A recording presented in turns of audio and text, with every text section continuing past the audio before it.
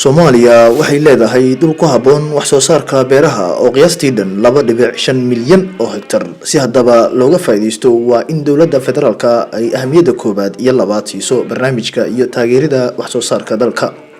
Si looga faa'iideysto maadaama kobcinta beeraha ay ku xiran tahay aqoonta farsamada cusub ee beeralayda dalka oo kor loo qaado.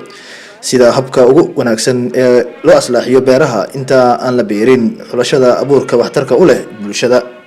Waxaa muuqata in lagu guuldareystay baraarujinta iyo wacyigelinta wax soo saarka beeraha dalka, taasoo sababtay masiibooyin bini'aadanimo tii ugu xumeyd ee soo marta geyigeena, iyadoo dhulkii wax soo saarka lahaa shacabkii ku noolaa ee beeralayda la doorbidsiiyey in ay ku qancaan saf dheerna u galaan walxo galey ah,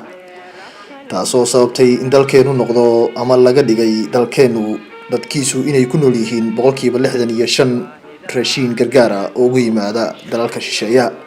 halka dalkeenu leeyahay dhul iyo wabiyo ku filan wax soo saarka. Waxaa laga doonayaa dowladda federaalka in mudnaanta koowaad labaad siiso wax soo saarka dalka. Sidoo kale waxaa habboon in jaamacadaha dalka ay kordhiyaan kulliyadaha lagu barto beeraha iyo abuurista bacriminta miraha faa'iidada u leh bulshada ee dhammaan noocyada khudradda ay ka kooban tahay.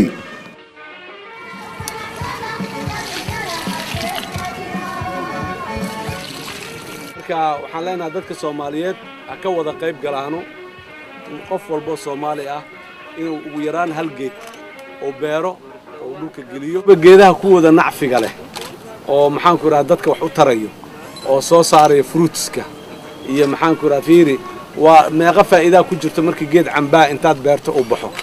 hooskii geed ahaan waad uga faa'iideysaa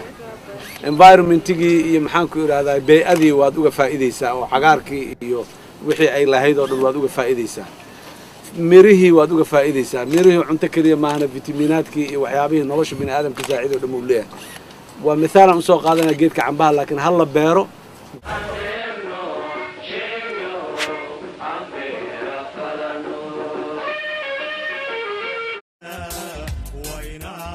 waxaynu leenahay badda ugu xeebta dheer qaaradda oo idil, taasoo bulshadeenu uga faa'iideysan sidii loogu talagalay, waana in kor loo qaado wacyiga iyo ka faa'iideysiga kheyraadka baddeena,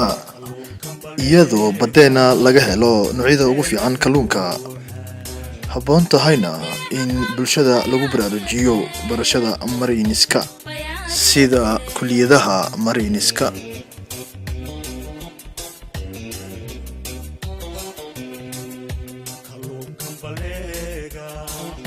بدل لك بوحة